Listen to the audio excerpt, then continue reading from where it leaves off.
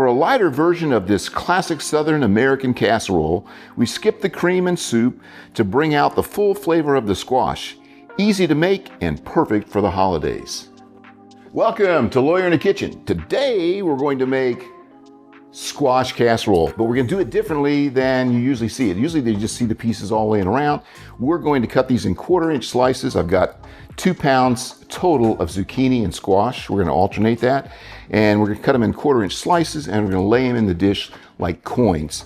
To go on it and in it, we're going to have a 1/4 cup of freshly grated cheddar, a 1/4 cup of freshly grated Parmesan, 1 medium to small onion sliced, 1/3 cup of seasoned breadcrumbs or panko, 2 tablespoons of melted butter, unsalted, and about a 1/2 teaspoon of salt, 1/4 teaspoon of pepper, and about a 1/3 to a 1/2 teaspoon of Italian seasoning, and finally 1 tablespoon of butter and 1 tablespoon of olive oil to start cooking this in.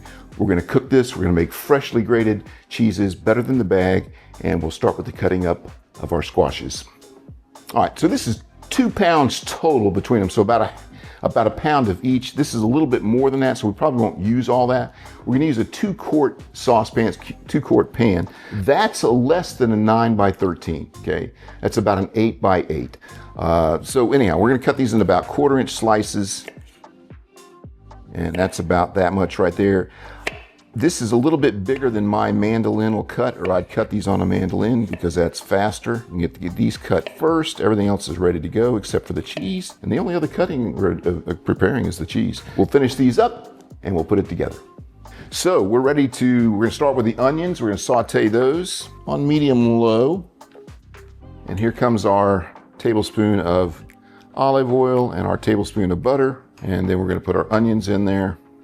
And we're just gonna get these couple minutes, just start getting them a little soft. We're actually going to cook the squash for a few minutes, 5 or 6 minutes to get it started. All right, so we got our pan hot. I'm gonna go ahead and turn it down. We want these to separate and get just on this side of translucent. Obviously it's gonna go in the oven, by the way. Preheat your oven to 350. You know, the butter helps too. I mean, a lot of times if you cook, instead of just using oil, if you do the oil, but add a little bit of butter, it's amazing how much more flavor it adds. Of course, that is unsalted butter. We're going to control all the salt by how much we put in. This is probably there. My wife has commented on the fact that my 1/4-inch slices are closer to a 1/2 inch. Closer, we measured. That would be closer. They are definitely a 1/2 inch. And so you want to turn this up just a little bit. So cook them. Yeah, I'm going to cook them. They're all not going to fit in the pan either. So this is more than 2 pounds, which is why.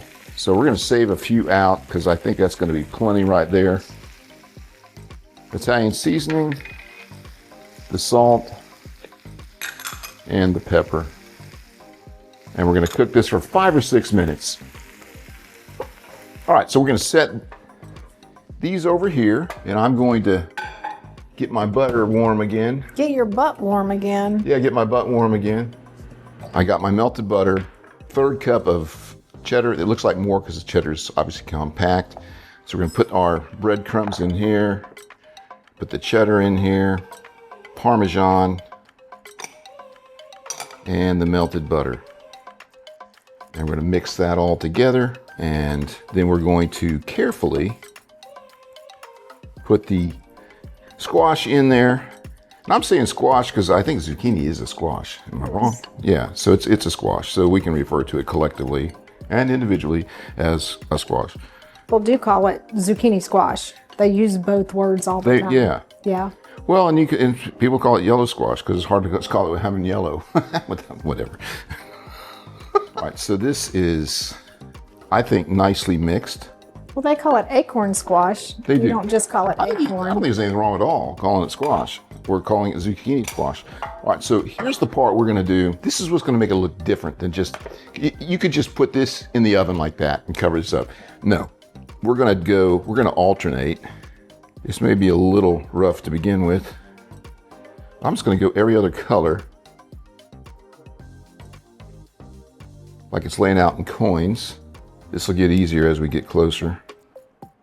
Now, obviously this takes a little more time, but you know what? It's gonna look cool. You can use your hand too, that works. It's not that hot. In fact, I'm just gonna go ahead and do that. This is what's gonna make it look super cool, in my opinion. Do you sprinkle this stuff over all of over this? it? Yeah. Could you mix the onions in that stuff? You could. Ooh, that's hot. I don't think we're gonna have enough to fill this pan. Like I said. You might have enough, well, you're not gonna have back and forth, but you might have enough to do that row and then just call it a day. Well, here's the problem. We don't have enough yellow here. So I'm gonna wash my hands and I'm gonna cook the rest of that squash that I haven't cooked. That really, I thought we had plenty of. So we just had to cook a couple more.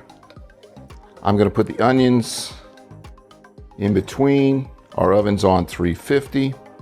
It's ready to go. 30 to 40 minutes. So obviously it's gonna cook some more. All right, so we've got everything in there.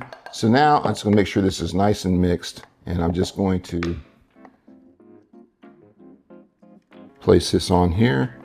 And this is not like one of those really wet casseroles at all. So that's why this is different. This is lighter, but the vegetables will be the star rather than the soup or the cream or the milk. And that is ready to go in the oven for about 30 minutes, 35 to 40 minutes. Squash was a popular vegetable in Native America, but domesticated squash like the yellow gooseneck squash that we are using today dates back to Mexico and Central America as far back as 7 to 10,000 BC. Casserole itself comes from the French word casserole, which is used because it's actually the name of the dish it's cooked in. The classic dish as we know it today is from the American South, which became popularized in the mid-20th century. Ours is a slight departure, skipping cream and soup, bringing out the flavor of the yellow squash and the zucchini. So it's been about 35 minutes at 350, and I just looked at it and it's done. It's ready to come out of the oven and cool down just a little bit.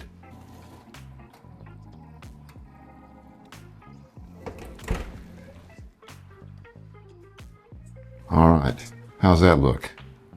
That looks good. I think that looks really good. All right, we're gonna let it cool down, and I'm gonna put probably a little bit of parsley on it for decoration, a little garnish, and then we're gonna try it. All right, so we got a little plate out here. We're gonna taste this. Took a little bit out.